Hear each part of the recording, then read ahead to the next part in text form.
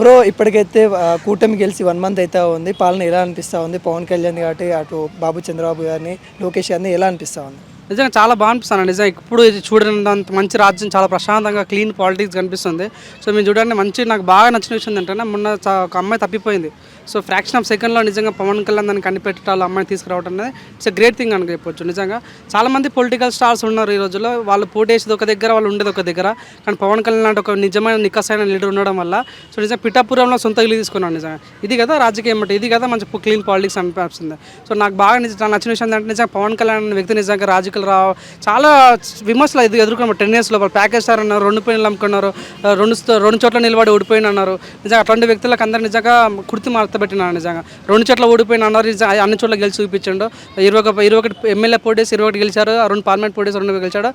One of the most successful party in India అంటే Janasena party చెప్పొచ్చు.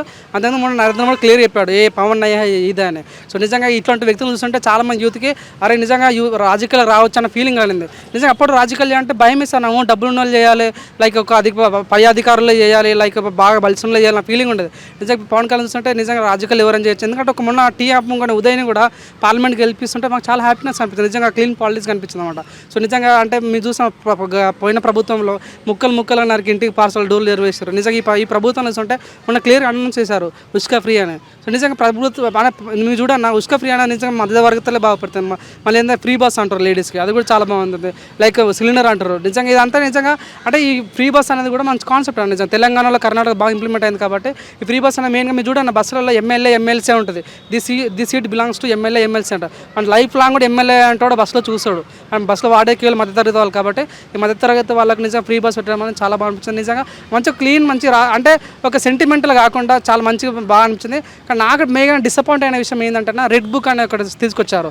So నాకు అనిపించింది నారా లోకేష్ అన్న అంటే పోయిన ప్రభుత్వం వాళ్ళ మీద చాలా అటాక్ చేసింది చాలా రకాలుగా. సో వాళ్ళు అన్నింటికి ఒక బుక్లో రాసుకొని నేను వాళ్ళ మీద కక్ష తీసుకుంటానంటే నాకు కొద్దిగా బాగా అనిపించింది. ఎందుకంటే ఇప్పుడు వాళ్ళ డాడీ ఎవరైతే చంద్రబాబు నాయుడు నిజంగా నన్ను నిక్కసాను లీడర్ తను. ఇప్పుడు తెలంగాణ హైదరాబాద్ ఇంత డెవలప్ కావడానికి నువ్వు అవునా కాదని కేటీఆర్ చాలా సరిపోండు, చంద్రబాబు నాయుడు పునాదేసిపోయినాను. నిజంగా అట్లాంటి మీరు చూడన్నా ఒక డైలాగ్ ఉంటుంది ఇంగ్లీష్లో, a good leaders you can create more leaders. Leader అంటే వాడు మీడియా ముందు వచ్చి 2 మాటలు మాట్లాడుతున్నా లీడర్ అయిపోడు. 10 మంది నాయకులు తయారు చేసిన లీడర్. అదేవిధంగా రేవంత్ రెడ్డిని చూసుకున్నా కానీ అంతకుముందు సీతాకు చూసుకున్నా చాలా గొప్ప లీడర్ తయారు చేసిన వ్యక్తి మన చంద్రబాబు కాబట్టి. సో ఇట్లా కక్షపూర్తి రాజకీయాలు చేయడం వల్ల వాళ్ళ మీద నెగిటివ్ వస్తుంది. ఇప్పుడు కక్షపూర్తి రాజకీయం నెక్స్ట్ జగన్ వస్తుంది, మళ్ళీ సేమ్ కక్ష జరుగుతుంది. ఇట్లా లాస్ట్ టైం చూసిన తమిళనాడులో కూడా సేమ్ ఇట్లా జరిగింది.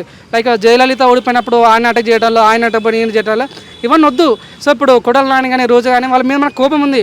సో ప్రజలే వాళ్ళకి తీర్పు ఇచ్చేసాను, ఇంకా మీరు కొత్తగా వాళ్ళ మీద కష్టపడాల్సిన అవసరం లేదని నాకు అనిపించింది. 100% ఒక క్లీన్ ఒక రామరాజ్యం ఫీలింగ్ నాకు కలిగింది అక్కడ నిజంగా. ఎట్లా అంటారు ఇప్పుడు నిజంగా రెడ్ బుక్ అనేది ఎవరి పేర్లు ఉండబోతా ఉంది, ఎవరిపైన కక్ష చర్యలు తీసుకోబోతా ఉన్నారని అనుకుంటారు?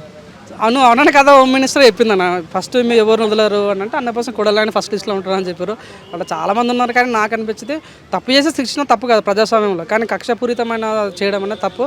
సో నా రిక్వెస్ట్ పవన్ కళ్యాణ్ ఉన్నంత వరకు చూడండి మన చంద్రబాబు నాయుడు మంచి విజన్ ఉన్న నాయకుడు. సో ఆయన 30 years ఇండస్ట్రీ ఉంది కాబట్టి ఆయనకు తోడుగా మంచి క్లీన్ బ్లడ్ అంటే యువత లాంటి బ్లడ్ వచ్చింది ఇప్పుడు. సో నిజంగా పవన్ కళ్యాణ్ వాళ్ళు తోడు ఉంటే 100% చాలా బాగుంటుంది. ఇప్పుడు మంచి రాజ్యం రాబోతే 5 yearsలో మన పవన్ క్లియర్ చెప్పాడు, మంచి మీకు బ్రిడ్జిలు కట్టిస్తా, మీకు ఇల్లు ప్రతి ఒక్కటి ఇస్తాను అన్నాడు. సో నిజంగా చాలామంది గెలిచిన తర్వాత ఆ నియోజకవర్గం పట్టించుకురన్నా. సో పవన్ కళ్యాణ్ వ్యక్తి గెలిచిన తర్వాత ఆయన పీఠవరం పోయి అందరికీ తోడుగా ఉండి నేను ఉంటాను మాట్లాడుతుంటే చాలా అంటే ఇట్లాంటి విషయాలు మేము సినిమాలో చూసినాం కదా, రియల్ ఫీలింగ్ వచ్చి నిజంగా కళ్ళకి అతుకునేలా అనిపించింది. ఎప్పుడైతే పవన్ కళ్యాణ్ ఒక మాట అన్నది చూడన్న, పవన్ అన్న నేను భారత రాజ్యాంగం పట్ల నిజమైన విశ్వాసం ఇదేదో చూపుతాను మాట నిజంగా మా మైనకలు పోతలేదు. మ్యాక్సిమం 10 years చాలా బాధపడమాట. ప్రతి ఒక్కరు కూడా ట్రోల్ చేసేవారు, అరే మీ పవన్ కళ్యాణ్ చెప్పుకోవడానికి మాకు చాలా పవన్ కళ్యాణ్ ఫ్యాన్స్ చెప్పుకోవడానికి మాకు భయం అయింది. కల్టు చూపిస్తామని ట్రోల్ చేశారు, ఏదో మాట్లాడమని ట్రోల్ చేశారు, పర్సనల్గా ఇంటిని కొంచెం దాడి చేశారు. కానీ ఈరోజు నిజంగా చాలా హ్యాపీ అనిపిస్తుంది. ఇట్లాంటిది మీరు చూడండి ఒక మాట గాంధీగా మాట్లాడు, ఎప్పుడైతే ఒక అమ్మాయి 12 గంటల రోడ్డు మీద నడుచుకుంటూ వెళ్తే అప్పుడు నిజంగా శాస్త్రం వచ్చంటున్నాడు. ఆ మాట నిజం చేసే సత్తా దమ్మున్న వ్యక్తి పవన్ కళ్యాణ్. క్లియర్గా మొన్న ఒక అమ్మాయిని చూసాను కాపాడాడు. అట్లాంటి ఎన్నో విషయాలు చేసే దమ్మున్న వ్యక్తి. మెయిన్గా పవన్ కళ్యాణ్ గెలవడం లేదంటే బిజినెస్ ఎక్కువ అనేది అన్న. సో కంపెనీస్ ఎక్కువ బయట దేశాలకు వెళ్ళి కంపెనీలు ఛాన్స్ ఉంది. అప్పుడు ఎప్పుడో చంద్రబాబు ఆ బరాక్ ఒబామాను ఇండియా తీసుకొచ్చిన వ్యక్తి చంద్రబాబు నాయుడు. సో వాళ్ళిద్దరు కాంబినేషన్లో 100% మంచి క్లీన్ పాలిటిక్స్ జరగబోతుంది. కక్షపూర్త రాజకీయాలు, సెంటిమెంటల్ రాజకీయాలు అటువంటి రాజకీయాలు ఉండవు. మంచి నిజ ప్రజలు మంచి తీర్పిచ్చారని కోరుకుంటాను. ఇంకోటి బాబు గారు ఏవైతే 6 గ్యారెంటీలు ఏవైతే ఇచ్చారో 6 గ్యారెంటీ, ఎందుకంటే ఆంధ్ర ఇప్పటికే అప్పుల్లో ఉంది, అప్పుల్లో ఉన్న ఆంధ్రాలో 6 గ్యారెంటీలు సాధ్యమవుతుందా? 100% సాధ్యమైంది మన తెలంగాణ కూడా చాలా అప్పులు ఉన్నాయి సో మనకి మన రేవంత్ రెడ్డి ఆయన 1 వీక్కి అప్పు పెరిగింది సో అప్పులు అవుతూ ఉంటాయి పోతూ ఉంటాయి కానీ మన డెవలప్మెంట్ మీద ఫేక్ వచ్చాలి నిజంగా ఒక ఉన్నోనితో కొట్టి లేనోనికి ఇవ్వడం అనేది చాలా మంచి పద్ధతి కానీ నిజంగా నాకు అనిపించింది ఫ్రీ బస్సులు ఇవ్వడం అనేది చాలా మందికి మధ్యతరగతి వాళ్ళకి కింది స్థాయి వాళ్ళకి అది ఎక్కువ రీచ్ వస్తుందన్నమాట అటువంటి విషయాలు అప్పు చేయడం తప్పు కాదు 100% అప్పు కూడా తీర్చే సత్తా దమ్మున్న వ్యక్తి చంద్రబాబు ఎందుకంటే తను 30 years ఇండస్ట్రీ ఉంది ఏదో ఓవర్ నైట్లో ఒకరోజు డాడీ పేరు చెప్పుకొని బయటకు వచ్చిన వ్యక్తి కాదు తను 100% మంచిగా చేసిన కోరుకుంటున్నాను. ఇప్పుడు ఫ్రీ బస్ మీద మీరు అన్నట్టయితే ఆ తెలంగాణలో కానీ కర్ణాటకలో కానీ కొంతమంది వ్యతిరేకత ఇచ్చిన వాళ్ళు కూడా ఉన్నారు ఎందుకంటే ఆటో డ్రైవర్లకు ఇబ్బంది అవుతుంది ఆటో డ్రైవర్కి జీవన ఉపాధి కోల్పోతూ ఉన్నారని వ్యతిరేకించారు ఆంధ్రాలో కానీ అటు కర్ణాటక మరి అదే విధంగా ఆంధ్రాలో ఏమైనా జరిగే ఛాన్సెస్ ఏమైనా ఉన్నాయా? ఇవి చూడండి మన తెలంగాణలో కూడా స్టార్టింగ్ ఒక 1 వీక్ ఇదే జరిగేది లైక్ ఏంటంటే చాలామంది మన ఆటో డ్రైవర్లు వచ్చి రోడ్డు మీకు వచ్చి చాలామంది ఆటో కాలు పెట్టారు సో ఇవి మెయిన్గా ఏంటంటే ఇది మెయిన్ సిటీల్లో ఎక్కువ జరుగుతాను ఊళ్ళల్లో మ్యాక్సిమం బస్సులు పోవు ఓన్లీ ట్వైస్ వస్తుంది ఊర్లలో కూడా సో ఊర్ల ప్రాంతాలలో సిటీ అక్కడ డిస్ట్రిక్ట్ ప్రాంతాల్లో ఎక్కువ